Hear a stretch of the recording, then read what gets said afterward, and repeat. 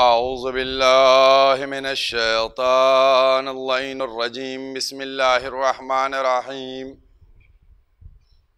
الحمد للہ الذی لا یبلغ مدحتہ القائلون ولا یحصی نعماءہ العادون ولا یؤدی حقہ المجتہدون الذی لا یدرکہ بعد الہمم ولا ینعلہ غوص الفتن الذي ليس لصفته حد محدود ولا نعت موجود ولا وقت معدود ولا عجل ممدود فترى الخلائق بقدرته ونشر الرياح برحمته ووتد بالصخور ميدان أرضه والصلاة والسلام على سيد الأنبياء والمرسلين خاتم النبيين سيدنا الممجد بشير المسدد نذير المؤيد المصطفى الأمجد المحمود الأحمد أبي القاسم محمد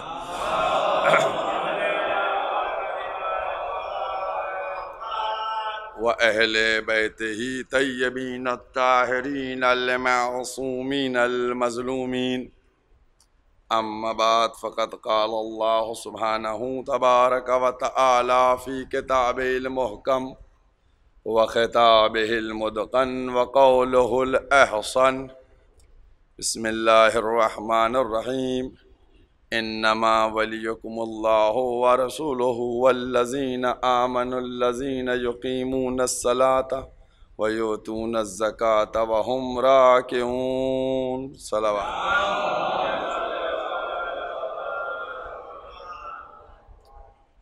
قرآن کریم کے یہ الفاظ جن کے ذریعے سے مسلسل سلسلہ گفتگو آگے بڑھ رہی ہے ولایت اور عزاداری کے عنوان سے پروردگار عالم نے ہمارے لیے دو چیزوں کا انتظام کیا، ایک قرآن ہے اور دوسرے اہل بیت، تاکہ ہم دونوں کا سہارا لیے رہیں۔ اگر کوئی چیز قرآن میں سمجھ میں نہیں آتی ہے تو در اہل بیت کے اوپر اس کی تفسیر مل جاتی ہے۔ چونکہ قرآن کو اگر آپ دیکھیے تو توریت، انجیل، زبور، اس کے علاوہ اور 50 صحیفے جو اللہ کی طرف سے نازل ہوئے، اگر سب کو کیلکولیٹ کر لیجئے تو تقریباً 100 کے آس پاس تعداد ہوتی ہے۔ لیکن اگر آج آپ پوچھئے کہ توریت اپنی اصل توریت ہے، نہیں ملے گی۔ انجیل اپنی اصل انجیل ہے، نہیں ملے گی۔ زبور اصل ہے۔ ساری کتابیں جو اصل تھیں وہ سب بدل دی گئی ہیں۔ یہ فقط قرآن کا معجزہ ہے، یہ قرآن معجزہ ہے جو جیسا نازل ہوا تھا ویسے ہی آج تک باقی ہے۔ اس میں کوئی تبدیلی نہیں ہو سکتی، کوئی بھی تبدیلی کر نہیں سکتا۔ یہ اللہ کا کلام قیامت تک باقی رہنے والا۔ اس میں اگر اس دور میں کہ جب سب آ رہے تھے دعویٰ کرنے کے لیے تو چیلنج کیا گیا کہ لے آؤ کچھ آیتیں بنا کے، سورہ بنا کے، کچھ سورے بنا کے، لیکن کوئی بھی جواب لا نہ سکا۔ تو قرآن جو ہے وہ ہے معجزہ، اور معجزہ انسان کی سمجھ میں آ جائے تو معجزہ نہیں رہتا۔ بھئی معجزہ کہتے کس کو ہیں؟ معجزہ کس کو کہتے ہیں؟ معجزہ وہ چیز ہے کہ جو چیز ہماری سمجھ سے باہر ہو۔ یہ مائک رکھا ہوا ہے، ابھی ایک دم سے اٹھ جائے، آپ کہیں گے معجزہ ہو گیا۔ کیوں معجزہ ہو گیا؟ ارے بھائی مائک اٹھا تو ہے، کہا نہیں، یہ ہوا میں کیسے رکا ہوا ہے، یہ معجزہ ہے۔ تو میں نے کہا بات بالکل صحیح ہے، اگر چیز سمجھ میں آ جائے تو معجزہ نہیں ہے، اگر چیز سمجھ میں نہ آئے تو معجزہ بنتی ہے۔ تو یاد رکھو جو کتاب معجزہ بن کے آئی ہو، کیا وہ رٹنے سے سمجھ میں آ سکتی ہے؟ بھئی رٹ کے سمجھ میں آ سکتی ہے؟ ناممکن ہے۔ لہذا جب تک کتاب کو، اور کوئی آپ دیکھیے کتنی تفسیریں موجود ہیں، بڑے بڑے علماء مفسرین نے قلم کو اٹھایا، اٹھانے کے بعد قرآن کا ترجمہ بھی کیا، تفسیر بھی لکھی، سب کچھ کیا، لیکن آخر میں کیا لکھا؟ واللہ عالم، اللہ بہتر جاننے والا ہے۔ یعنی جو اس نے اپنے علم کے اعتبار سے تحریر کر سکتا تھا، بہتر سے بہتر الفاظ، معنی، ترجمہ سب لکھا، لیکن اس کے بعد اس کو کنفرم نہیں، یقینی، اس نے کہا اللہ بہتر جاننے والا ہے۔ جتنا بڑا مفسر ہو، جب لکھنے بیٹھا کسی تفسیر، آیت کی تفسیر یا کسی کو ترجمہ، آپ دیکھیے سب مختلف ہیں۔ کیوں؟ کیا ایک صحیح ہے باقی سب غلط؟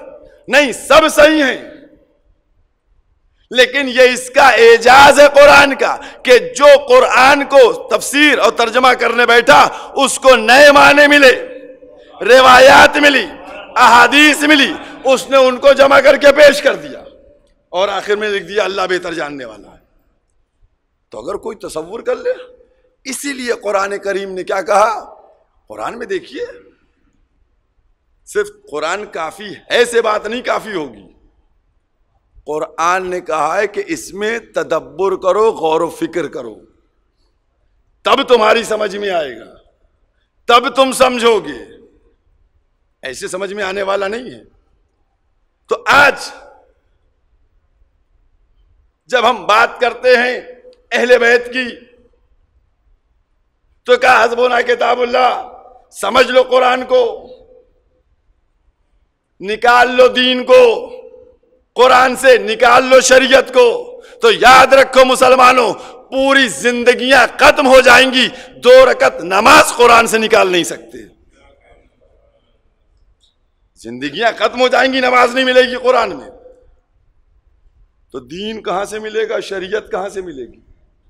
در آل محمد کا سہارا لینا پڑے گا، اور جب تک آل محمد کا سہارا نہیں لوگے، کیونکہ جب ادھر سے کتاب نازل ہوئی ہے تو پھر ادھر ہی سے معلم کتاب بھی ہوگا، اور جو معلم کتاب ہوگا وہی ولی خدا ہوگا۔ ایک ایک مرحلے کے اوپر غور فرمائیے گا، چونکہ بہرحال میں کوشش یہی کر رہا ہوں کہ اگر ولایت کی بات کی جائے تو قرآن سے بات کی جائے، قرآن سے سمجھایا جائے، قرآن کے ذریعے بتلایا جائے۔ آئیے، قرآن سمجھ لیا تم نے؟ سمجھو قرآن کو۔ قرآن مجید کا 16واں سورہ، سورہ نحل، آیت کا نشان 78 78۔ اطمینان سے گھر کے اوپر جا کر قرآن کھولنا، اور میں حوالے اسی لیے دیتا ہوں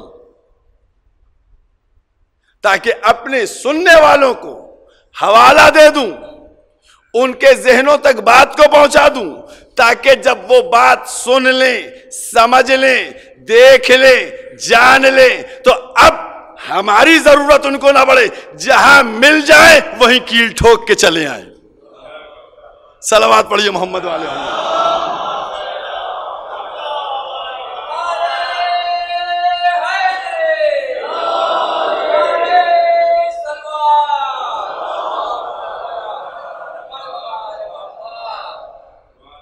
جائیے گا جس سے دل چاہے، اب لیجئے حوالہ ہم سے سنیے۔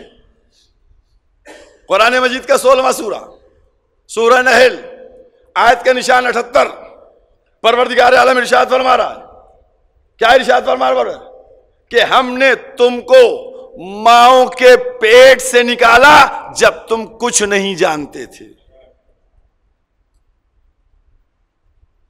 بطون امہاتکم اخرج بطون امہاتکم، ماؤں کے پیٹ سے جب نکالا تو تم کچھ نہیں جانتے تھے۔ اچھا، اب اس کے بعد کیا؟ ہم نے تم کو کان دیے، ہم نے تم کو آنکھیں دیں، ہم نے تم کو دل دیا تاکہ تم شکر گزار ہو جاؤ. ہو گیا قرآن؟ سمجھو. بھئی کان سے کون سی نماز پڑھتے ہو؟ کان سے نماز ہوتی ہے؟ نہیں ہوتی ہے. آنکھوں سے روزہ ہوتا ہے؟ عبادات کو اگر لیجئے، انسان جب نماز پڑھنے کھڑا ہوتا ہے، میں صرف ایک عبادت کا تذکرہ کر کے بات کو آگے بڑھا دوں گا کہ جب انسان نماز کے لیے کھڑا ہوتا ہے، کیونکہ سب سے اہم امپورٹنٹ عبادت نماز، جو سب سے پہلے نماز پڑھنا، کھڑا ہوتا ہے تو پیروں پہ کھڑا ہوتا ہے. اور کیا آپ نے ہاتھوں سے تکبیر کہتا ہے، تو کہنا تو چاہیے تھا کہ میں نے تم کو پیر دیے تاکہ تم کھڑے ہو سکو، تم کو ہاتھ دیے تاکہ تم تکبیر کہہ سکو، تم کو چہرہ پیشانی دی تاکہ تم سجدہ کر سکو. بہت توجہ کیجئے گا. آنکھ دی، کان دیے اور دل دیا تاکہ تم شکر گزار ہو جاؤ. آنکھ، کان، دل، شکر گزار ہو جاؤ. یہ تین چیزوں کے لیے بات کی گئی ہے، اور یہ ایک مقام نہیں ہے، کئی مقاموں کے اوپر گفتگو کی گئی ہے. چاہے سورہ اعراف کو لے لیجئے، چاہے سورہ بنی اسرائیل کو لے لیجئے، 70ویں سورہ کو، سب میں آنکھ، کان، دل، آنکھ، کان، دل. جا کر دیکھیے گا، ڈھونڈیے گا کئی مقام کے اوپر. تو یہ کیوں؟ میں تو سمجھتا تھا پیر دیے جاتے تاکہ میں نماز میں کھڑا ہو سکتا تھا، ہاتھ دیے جاتے تاکہ میں تکبیر کہہ سکتا تھا، ہمیں پیشانی دی جاتی تاکہ ہم جو ہے اس سے سجدہ کر سکتے تھے. لیکن قدرت نے کیا کہا؟ آنکھیں، کان اور دل. ہم نے تم کو،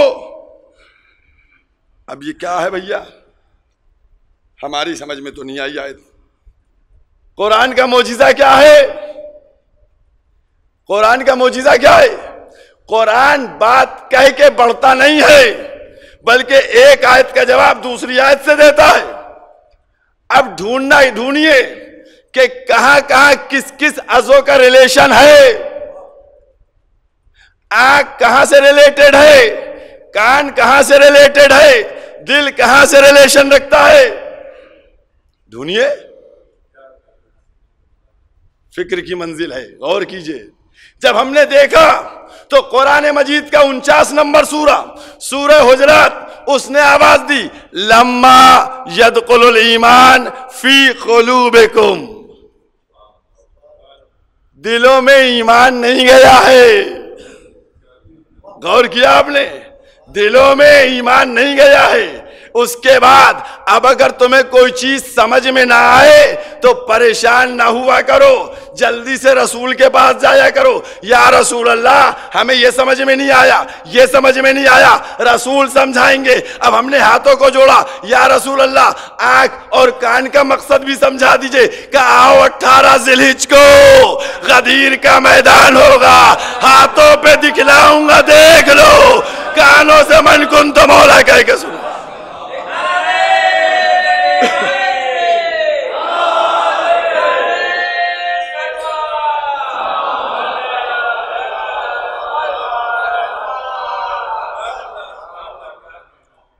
کیا حکم ہوا؟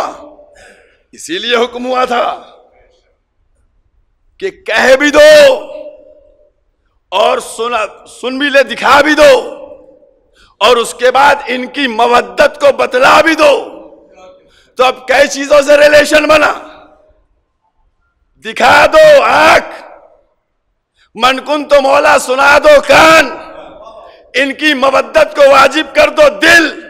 تو اس کا مطلب قدرت نے اگر آنکھیں دی ہیں، اگر کان دیے ہیں، اگر دل دیا ہے، تو یہ صرف اور صرف شکر گزار اس وقت بنو گے جب در مودت محمد و آل محمد پہ آ کے ولایت علی کا اقرار کر لو گے.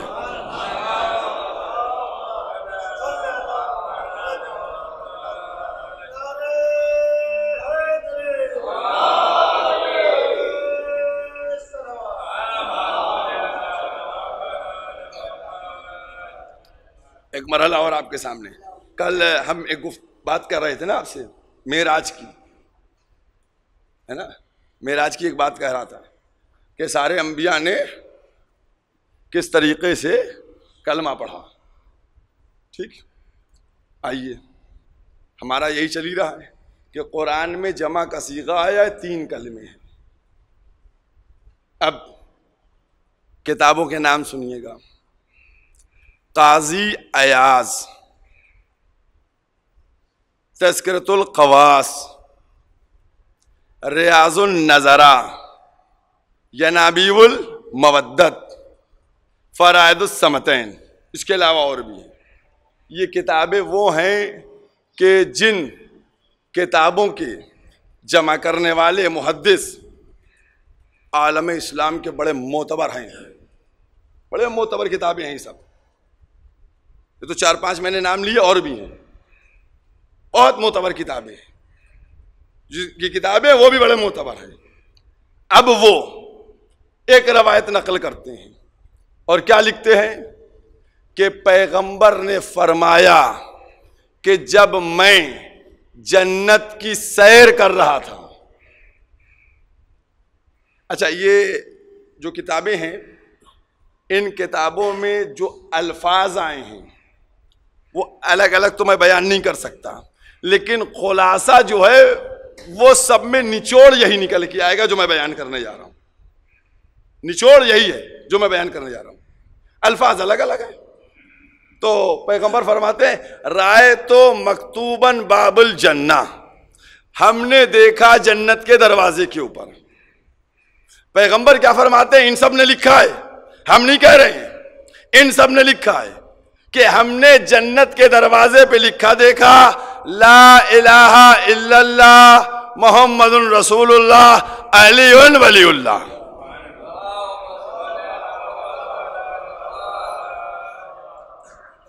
جنت کے دروازے پہ تینوں کلمے لکھے ہوئے دیکھے. آج ہم سے کہا جاتا ہے کہ آپ علی کی بات کرتے ہیں, آپ کافر ہیں. میں کہوں گا سرکار میں تو کہتا ہوں مجھ کو بعد میں کافر کہیے گا, پہلے ان لکھنے والوں کو تو کافر کہہ دیجئے جو لکھ کے آئے ہیں, جنہوں نے تحریر کیا ہے. ہم نے کہا بھائی کلمے 3 ہیں. کہنے جناب والا قرآن میں دکھائیے, قرآن میں کلمہ دکھائیے آپ. اچھا, تو میں نے کہا آپ اپنا کلمہ دکھائیے. کہنے ابھی دکھاتا ہوں کلمہ. میں نے کہا کہاں ہے کلمہ؟ کہنے کہ چلیے میرے ساتھ. قرآن مجید کا 47 نمبر سورہ, سورہ محمد, آیت کا نشان 19, لکھا ہوا لا الہ الا اللہ. ہاں بات تو صحیح ہے, لکھا ہے لا الہ الا اللہ. میں نے کہا اب دکھائیے محمد رسول اللہ. کہنے کہ آئیے. بہت توجہ کیجئے گا. نماز بھی نہیں پہنچائی, روزہ بھی نہیں پہنچایا, حج بھی نہیں پہنچایا, زکوٰۃ بھی نہیں پہنچایا, خمس بھی نہیں پہنچایا. اگر یہ نہ پہنچایا تو وہ بھی نہیں پہنچایا. غور کیا آپ نے پیغمبر نے کہا کیا ہے؟ پیغمبر نے بتلایا کہ دیکھو اگر ولایت علی کو رسول نہ پہنچائیں تو نہ انہوں نے نماز پہنچائی, نہ انہوں نے روزہ پہنچایا, نہ انہوں نے حج پہنچایا, نہ انہوں نے خمس و زکوٰۃ پہنچائی. تو مسلمانوں تم بتلاؤ کہ اگر وہ ولایت کو نہ پہنچا کے کچھ نہیں پہنچا رہے تو تم نہ مان کے سب کر کے کیا فائدہ پا رہے ہو؟ ابھی 2 جملے باقی ہیں, بات ابھی مکمل نہیں ہوئی ہے. میں تو انبیاء تک لے کے جاؤں گا. مسلمانوں کی بات میں نہیں کرتا, میں انبیاء اور نبیوں کی بات کر رہا ہوں. اور آخر میں 81 نمبر آیت کے بعد 82 نمبر بھی جا کر دیکھیے گا. اگر یہ سارے نبی, ان 1,24,000 انبیاء سے کہا گیا, اگر تم سب کے سب پلٹ گئے اور تم نے نبی کی تصدیق نہیں کی, تم نے اگر نبی کو مدد نہیں کی تو کیا ہوگا؟ سارے انبیاء سے کہا گیا کہ سب کے سب فاسق.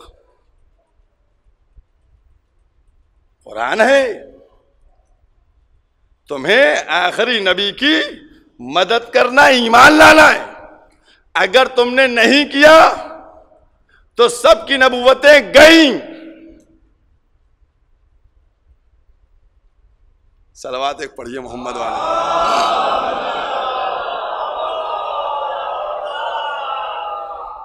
عزیزوں، اس سے زیادہ قیمتی جملہ میں نہیں دے پاؤں گا، اور قرآن سے بات کر رہا ہوں، کوئی کتاب نہیں ہے سوائے کتاب اللہ کی، اس سے بات کر رہا ہوں. سورہ آل عمران قرآن مجید کا 3 سورہ، آیت کا نشان 81-82 دیکھیے گا. اگر تمام انبیاء محمد پر ایمان نہ لائیں تو سب کی نبوتیں چلی جائیں. عظمت محمد سمجھ میں آئی؟ محمد کی عظمت سمجھ میں آئی؟ نبی آخر کی عظمت سمجھ میں آئی کہ اگر سارے انبیاء محمد پر ایمان نہ لائیں تو سب انبیاء کی نبوتیں چلی جائیں. اب وہ نبی کہ جس کو نہ ماننے پہ سارے انبیاء کی نبوتیں جائیں، اگر وہ نبی ولایت علی نہ پہنچائے تو اس کی بھی نبوت رک جائے.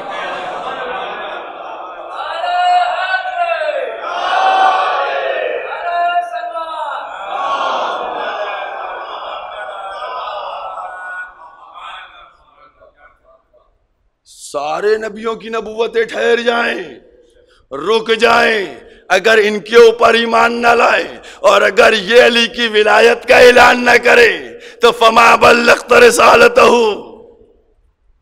تو ان کی رسالت و نبوت روک لی جائے. یہ عظمت ولایت. اور کیا آپ نے، یہ ہے ولایت. لہذا ولایت کو سمجھیں. ایک واقعہ، کبھی کبھی واقعہ بھی سن لیا کیجئے. ایک صلوات پڑھیے محمد والے.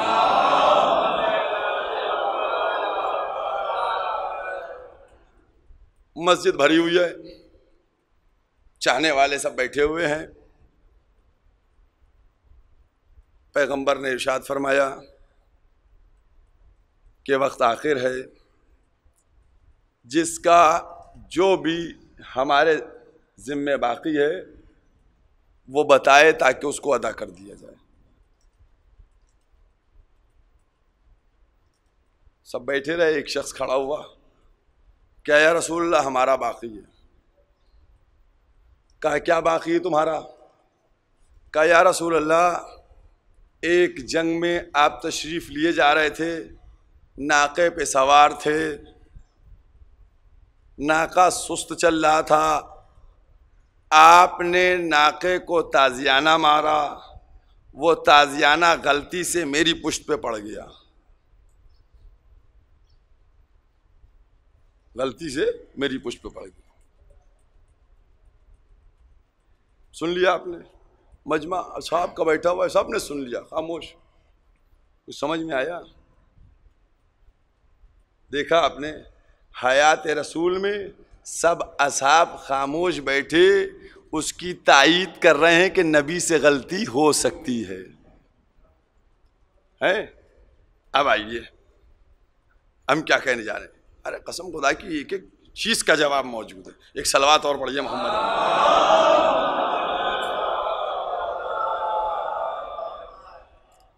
آج دیکھیے، آپ دیکھتے ہیں کہ پوری سائنس ترقی کیے ہوئے ہے.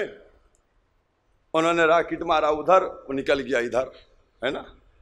مس فائر ہو جاتا ہے نا، کبھی ادھر مارا ادھر نکل گیا. پاسبل ہے، ٹھیک. لیکن کہاں کہاں سے نکل کے آتی ہیں چیزیں.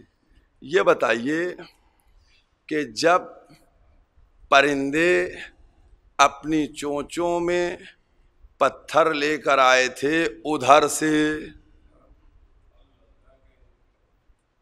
پرندے اپنی چونچوں میں پتھر لے کے آئے تھے ادھر سے، تو کسی پرندے کا مس فائر ہوا تھا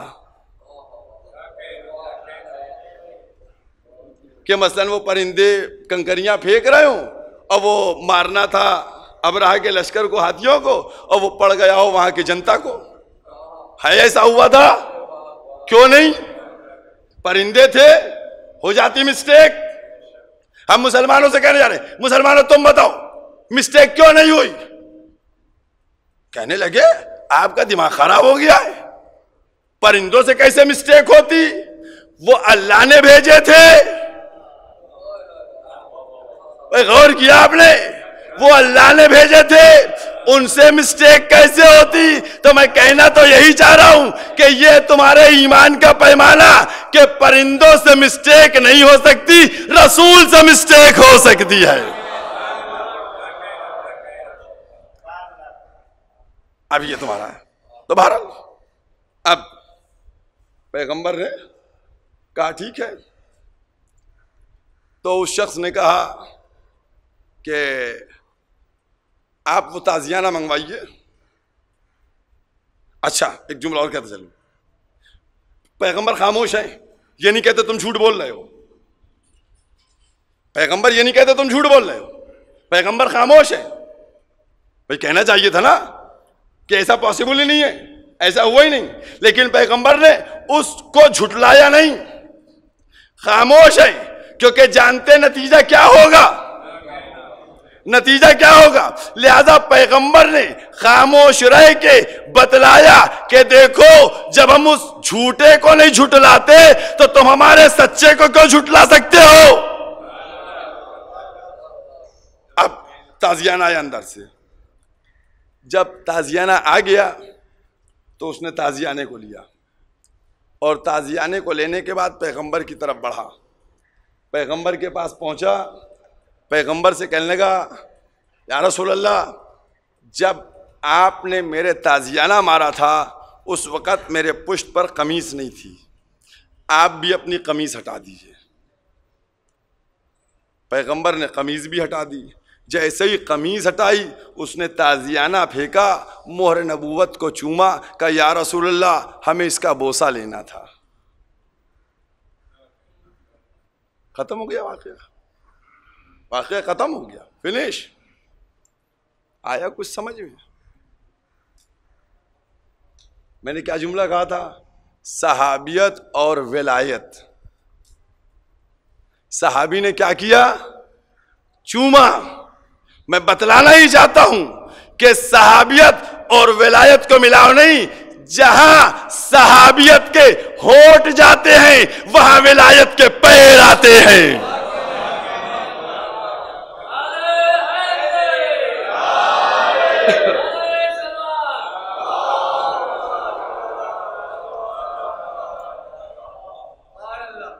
منزل ہے، یہ عظمت ہے، سمجھنے کی ضرورت ہے۔ اور یاد رکھو ہم در آل محمد سے وابستہ لوگ، آل محمد کے در سے جو وابستہ ہے، آج جو یہ عزاداری ہے یہ کیا ہے؟ یہ جو مجلسیں ہو رہی ہیں یہ کیا ہے؟ یہ اس امن کے پیغام کو آگے بڑھایا جا رہا ہے جو آقا امام حسین دے کے گئے ہیں۔ کیا امن کا پیغام تھا؟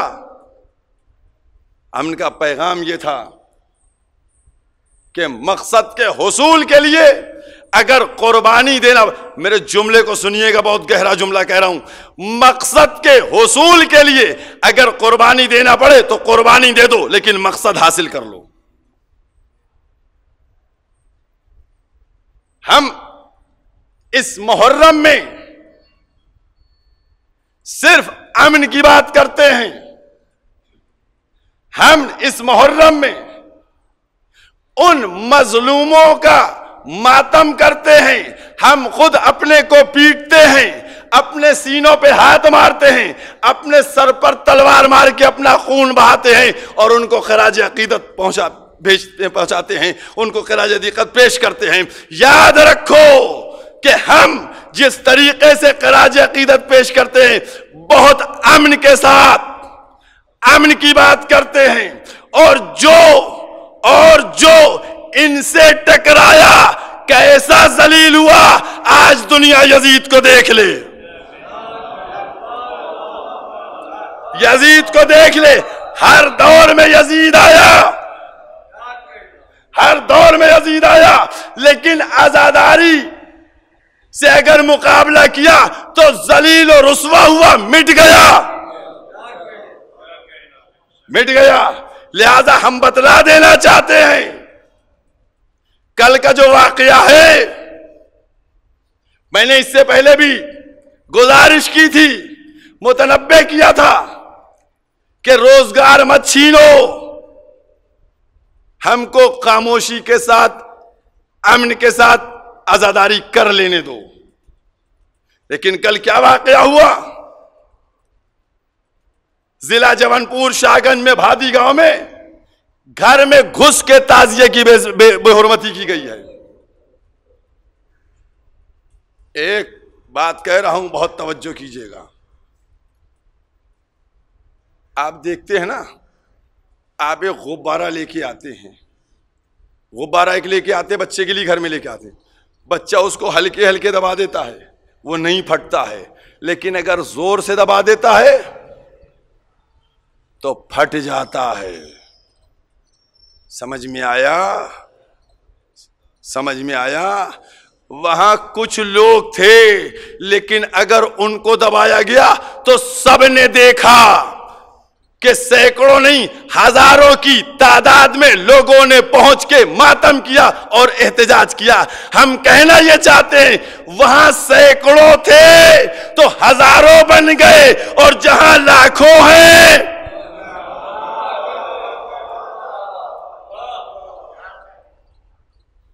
ہم کو عزاداری کرنے دو۔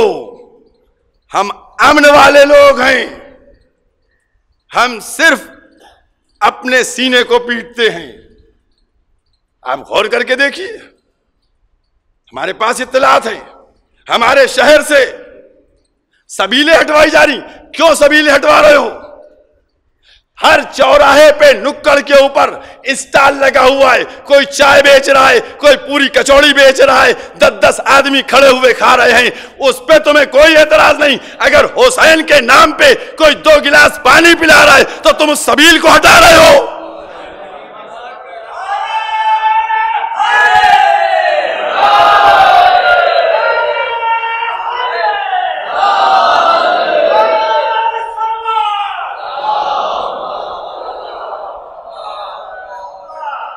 سبیلیں ہٹوانا کیا مقصد؟ کورونا بڑھ رہا ہے، ہر ایک چوراہے پہ دیکھیے، ہر ایک دیوار کے اوپر دیکھیے، ہر ایک شہر کی ریلنگ کے اوپر دیکھیے، پرچم لگے ہوئے۔ میں نام کسی کا نہیں لینا چاہتا، میں نہیں بات کرنا چاہتا۔ ہمارے پاس ساری بنارس سے بھی کل میرے پاس آیا کہ وہاں کس طریقے سے باراتیں نکالی جا رہی ہیں، دوسرے مذہب کے لوگ اپنے جلوس برآمد کر رہے ہیں۔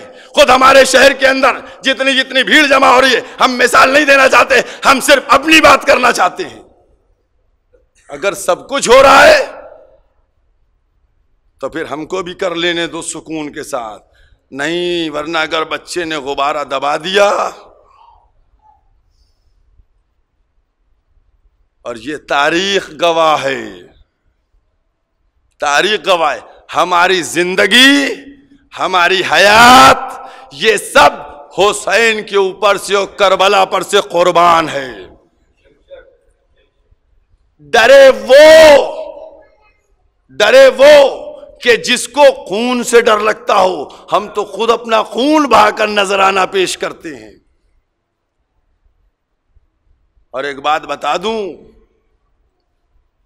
مائیں بچپنے سے بچوں کو زنجیر اور قمع کا ماتم کر کے ان کی عادت اسی لیے ڈلوا دیتی ہیں کہ اگر کبھی عزائے حسین پہ وقت آئے تو پھر قربانی سے پیچھے نہ ہٹنا۔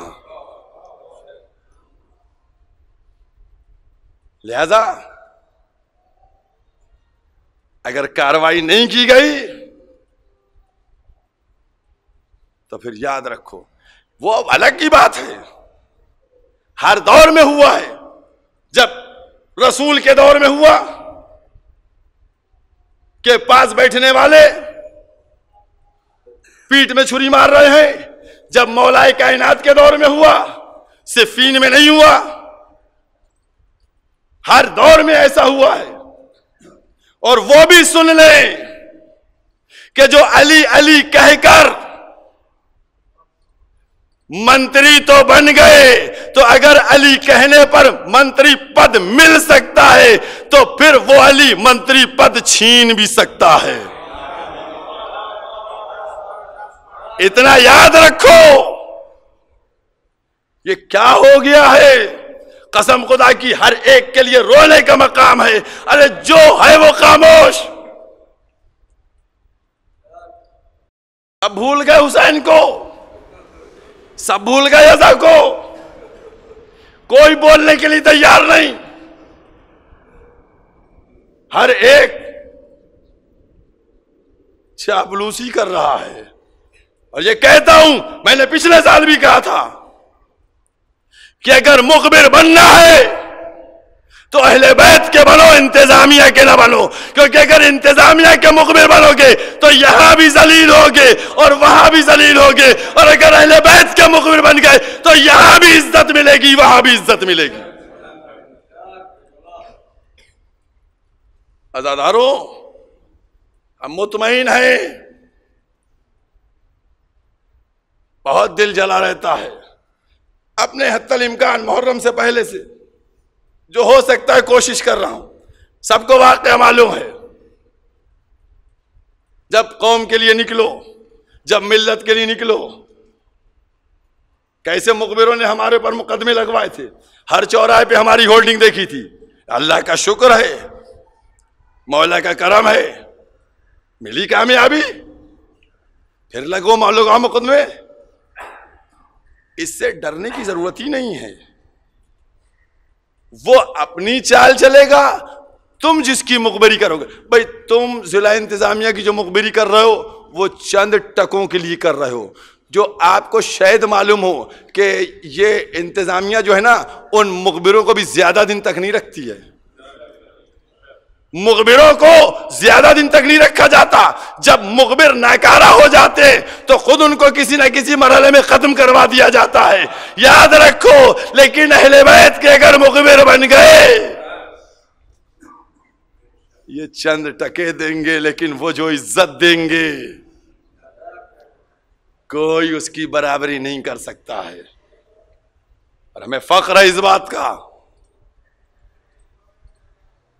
بات کا فخر ہے کہ ہم جو ہیں کوشش یہی کر رہے ہیں کہ دعا کرتے کہ توفیق ملے، کچھ کرتے رہیں۔ عزاداروں، جس طریقے سے اذیت دی جا رہی ہے، انشاءاللہ جو دشمن عزا ہیں، جو دشمن ولایت ہیں، وہ یہاں بھی ذلیل و رسوا ہوں گے اور وہاں بھی ذلیل و رسوا ہوں گے۔ چونکہ ہر روز میں کہتا ہوں، سب سے ٹکرا لینا لیکن بی بی سے نہ ٹکرانا۔ بی بی سے نہ ٹکرانا، کیونکہ جو بی بی سے ٹکرایا ہے دنیا دیکھ لے، 1400 سے زیادہ سال گزر گئے، آج تک لعنت پڑ رہی ہے۔ یہ عزاداری بی بی کے لال کی عزاداری ہے۔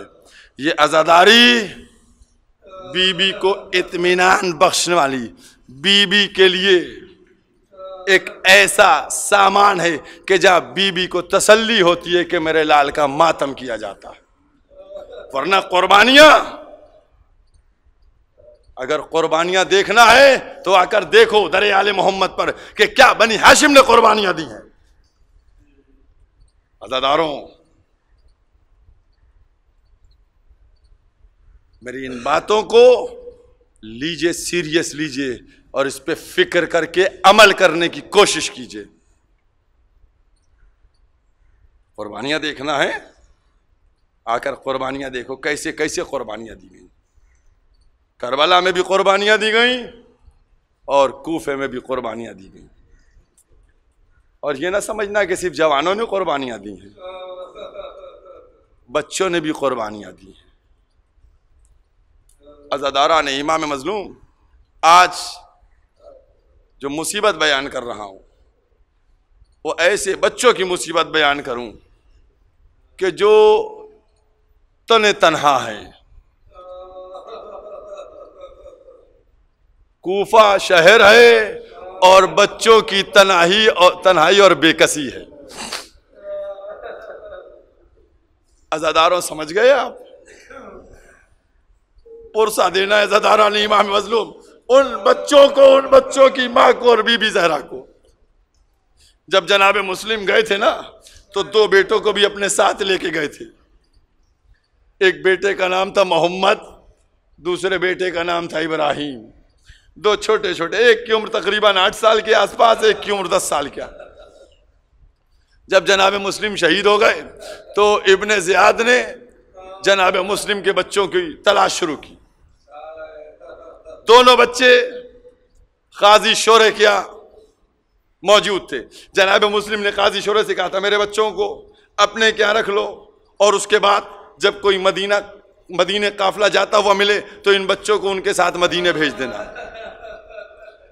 جب جناب مسلم کے بچوں کی تلاش شروع ہوئی اور ڈھونڈا گیا تو جناب مسلم کے بچوں کو تو قاضی شورے ڈر گیا، اور قاضی شورے نے ان دونوں بچوں، اس کو پتا چلا کہ ایک قافلہ ہے جو آج مدینے جا رہا ہے، اس نے اپنے بیٹے اسد سے کہا کہ ان بچوں کو لے جاؤ اور لے جانے کے بعد اس قافلے تک پہنچا دو، یہ بچے مدینے چلے جائیں گے۔ عزاداران امام مظلوم، غربت پہ روئیے گا، شہادت تو میراث ہے۔ غربت پہ روئیے گا، شہادت تو میراث ہے۔ 2 چھوٹے کمسن بچے شب کی تاریکی میں قاضی شورے کا بیٹا ان بچوں کے ہاتھوں کو پکڑے ہوئے لے کر پہنچا۔ قافلہ آگے بڑھ چکا تھا۔ ایک دفعہ قاضی شورے کے بیٹے نے کہا دیکھو بیٹا وہ قافلہ جا رہا ہے، تم لوگ اسی طرف چلے جاؤ، قافلے میں شریک ہو جاؤ گے۔ یہ کہہ کے قاضی شورے کے بیٹے نے بچوں کو چھوڑ دیا۔ یہ کمسن بچے تھے، چھوٹے چھوٹے قدم تھے، بچوں نے قدموں کو آگے بڑھایا، قافلہ آنکھوں سے اوجھل ہو گیا۔ بچے پوری رات کوفے میں چکر لگاتے رہے۔ صبح نمودار ہوئی، صبح نمودار ہوئی، ابن زیاد کے سپاہیوں نے بچوں کو گرفتار کر لیا۔ بچے گرفتار ہو گئے، ابن زیاد کے پاس پہنچائے گئے۔ ابن زیاد نے دونوں بچوں کو قید خانے میں ڈال دیا۔ دونوں بچے قید خانے میں ہیں، اور اس کے بعد دونوں بچے عزاداران امام مظلوم، ایک ایک جملے کے اوپر تصور کیجئے گا۔ چھوٹے چھوٹے بچے، کم سن بچے، بڑا بھائی چھوٹے بھائی سے کہنے لگا کب تک یہ سوکھی روٹیاں کھائیں گے، کب تک یہ پانی پیئیں گے؟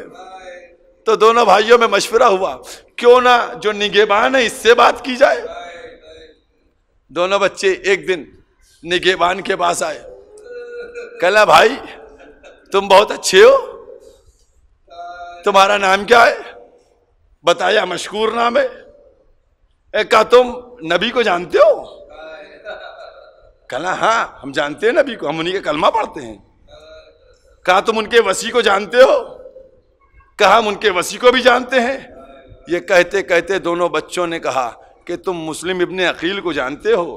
کہا ہاں میں ان کو جانتا ہوں، وہ بھی بنی ہاشم کے ہیں۔ تو پھر کمسوئے بچوں نے کہا کہ ہم انہی کے فرزند ہیں، ہم انہی کے بیٹے ہیں، کیا تم ہم کو رہا نہیں کر سکتے ہو؟ ہم کو رہا کر دو، ہم آخرت میں اپنے جد سے کہہ کر تمہاری سفارش کروائیں گے۔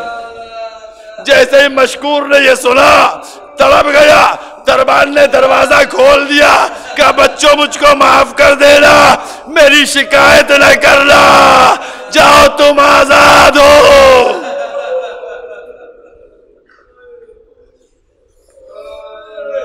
جاؤ تم آزاد، تم آزاد ہو۔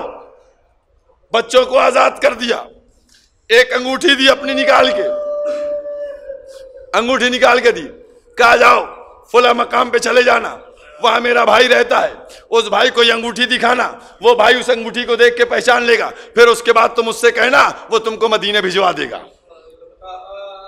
صبح ہوئی، مشکور کو طلب کیا گیا کہ تمہارے قید سے بچے کیسے رہا ہو گئے؟ اس نے کہا ہمیں نبی آخر کو منہ دکھانا ہے، اس کو مارا گیا، اتنا مارا گیا وہ مر گیا، ختم ہو گیا، وہ دنیا سے رخصت ہو گیا۔ یہ دونوں بچے، کم سن بچے، دن میں راستے کو طے کرتے تھے، جب شام ہوتی تھی پیڑ کے اوپر چڑھ کے بیٹھ جاتے تھے، ڈر ان کے ساتھ تھا۔ عزاداران امام مظلوم، 2 مظلوم بچوں کا ماتم ہے، مصائب ہیں، مصیبت ہے، اس کو بیان کرنا ہے 2-4 دقیقے۔ اس کے بعد وہ بچے ایک دن بچے پیڑ کے اوپر بیٹھے تھے، ایسے پیڑ پہ بیٹھے جہاں نیچے کنواں تھا، پانی بھرنے کے لیے ایک عورت آئی. جیسے یہ عورت آئی اس نے ڈول کو کنویں میں ڈالا. اب جو کنویں میں اس نے ڈول کھینچنے کے لیے جھانکا تو کیا دیکھتی ہے کہ دو چھوٹے چھوٹے بچوں کے چہرے نظر آ رہے ہیں، دو اس کنویں میں چاند نظر آ رہے ہیں. اس نے سر کو اوپر کیا، اب جو اوپر دیکھا دو بچے، چھوٹے چھوٹے بچے دو سہمے ہوئے بیٹھے ہوئے ہیں. پوچھا تم کون ہو؟ بچے ڈرے ہوئے تھے. کہا تم ہم کو ابن زیاد کے تو حوالے نہیں کرو گی؟ اس نے کہا نہیں کریں گے. تم ہو کون؟ جیسے ہی بچوں نے کہا کہ ہم مسلم ابن عقیل کے بیٹے ہیں، فوراً اس نے کہا ارے میری مالکہ اس خانوادے کی چاہنے والی ہے، جلدی اترو تمہیں اپنے مالکہ کے پاس لے کے چلیں. دونوں بچے اترے. اترنے کے بعد اس کنیز کے ساتھ اس کی مالکہ تک پہنچے. جیسے ہی مالکہ کو پتہ چلا یہ بنی ہاشم کے بچے ہیں، دونوں بچوں کا منہ ہاتھ دھلایا، ان کے سامنے دسترخوان بچھایا. وہ جانتی تھی کہ اس کا شوہر کتنا بڑا دشمن اہل بیت ہے. اس نے دونوں بچوں کو کھلا کے گھر میں تہہ خانے میں لے جا کر کہا بچوں تم لوگ یہاں آرام کرو. آدھی رات گزر گئی، تب اس کا شوہر تھکا ہوا آیا جس کا نام حارث تھا. پہنچا، پریشان تھا. بیوی نے پوچھا کیوں اتنے پریشان ہو؟ کہنے لگا مسلم کے 2 بچے قید خانے سے بھاگ گئے، بہت بڑا انعام رکھا گیا ہے، انہی کی تلاش میں ہم نکلے تھے. میں نے اتنا تلاش کیا کہ میرا گھوڑا بھی مر گیا، میں نے پیدل چلنے لگا، وہی تھکا ہوا ہوں. کھانا وانا کھایا، اس کے بعد لیٹا ہوا تھا، تھکان نیند نہیں آئی تھی اس کو. ادھر بچے سو رہے تھے، سوتے سوتے انہوں نے خواب میں دیکھا کچھ. اٹھ گئے دونوں بچے. محمد نے ابراہیم سے کہا بھیا میں نے خواب دیکھا. ابراہیم نے محمد سے کہا بھیا میں نے بھی خواب دیکھا. کہا بھیا آپ نے کیا خواب دیکھا؟ کہنے بھیا ہم نے خواب میں دیکھا کہ نانا رسول خدا بیٹھے ہوئے ہیں اور بابا ان کے سامنے بیٹھے ہوئے ہیں. نانا کہہ رہے ہیں بابا سے کہ اے مسلم تم خود آ گئے، اپنے بچوں کو لے کے نہیں آئے؟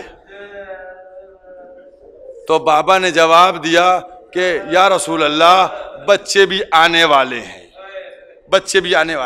بس جلدی سے ابراہیم نے کہا بھیا ہم نے بھی یہی خواب دیکھا ہے. یہ دونوں چھوٹے چھوٹے بچے اسی انداز سے گفتگو کر رہے تھے. حارث جو لیٹا ہوا تھا اس کے کانوں میں یہ آواز پہنچ گئی. وہ آواز کے پیچھے پیچھے چلتا ہوا آیا. اب جو وہ تہہ خانے میں پہنچا، پوچھا تم کون ہو؟ بتایا کہ ہم مسلم کے بچے ہیں. غصہ آیا، جھنجھلایا کہ میں پورے شہر میں تلاش کرتا رہا اور تم لوگ میرے گھر میں. بس عزاداروں مجلس کو مکمل کر دیا. دونوں بچوں کو کس انداز سے گھسیٹتا ہوا لے کے آیا، ستون سے باندھ دیا. بس عزاداروں 2-3 جملے مصائب کے ہیں، بچوں کی غربت. اور اس کے بعد اب لے کر آیا. دن جب چڑھ کے آیا اس نے تلوار اٹھائی، غلام کو لیا، لے کر فرات نہر کے کنارے پہنچا. فرات کے کنارے پہنچا، اس کی زوجہ پیروں پہ گرتی رہی، یہ نہ کرو، ارے تم ان بچوں کو نہ کرو، ان بچوں کو چھوڑ دو، کیا تم رسول کو چہرہ نہیں دکھاؤ گے؟ اس شقی کو رحم نہ آیا، اس نے اپنی زوجہ پہ تلوار کا وار کیا، زوجہ دنیا سے چلی گئی. اس کے بعد نہر کے کنارے پہنچا، اپنے غلام سے کہنے لگا ان بچوں کے سر و تن میں جدائی کر دو. اس نہر میں اس نے بھی منع کر دیا، اس کو بھی اس نے قتل کر دیا. اس کے بعد یہ خود آگے بڑھا. عزادارو ایک جملہ جب یہ آگے بڑھا تو ایک دفعہ بڑا بھائی کہتا ہے پہلے مجھ کو قتل کرو، چھوٹا بھائی کہتا ہے پہلے مجھ کو قتل کرو. عزادارو ایک جملہ، بڑا بھائی کہتا نہیں پہلے مجھے قتل کرو، چھوٹا بھائی کہتا نہیں پہلے مجھے قتل کرو. ایک دفعہ حارث کہنے لگا یہ بتاؤ تم لوگ پہلے کی کیوں بات کر رہے ہو؟ تو ایک دفعہ محمد کہنے لگا کہ جب میں گھر سے چل رہا تھا تو میری اماں نے میرے چھوٹے بھائی کا ہاتھ میرے ہاتھ میں دیا تھا. اے محمد چھوٹے بھائی کا خیال رکھنا، میرے سامنے چھوٹے بھائی کو نہ مار. جزاکم اللہ، جزاکم اللہ. بس مجلس ختم ہو گئی. ایک دفعہ اس نے تلوار کا وار کیا، محمد کے صدر کو قلم کیا، دھڑ کو اٹھا کر نہر میں پھینکا ڈالا، سر کو رکھا، پھر ابراہیم پہ وار کیا. بھائی کا لاشا پانی پہ ٹھہرا، ادھر ابراہیم کا لاشا، دونوں بھائی گلوگیر ہوئے، پانی میں سیر سے چلے گئے۔ یہ سروں کو لے کے پہنچا، کسی نے کہا اتنے چاند جیسے بچے تم نے کیسے مارے؟ اے عزادارو، جو دشمن کی نگاہ میں چاند، وہ ماں کے سامنے کیا؟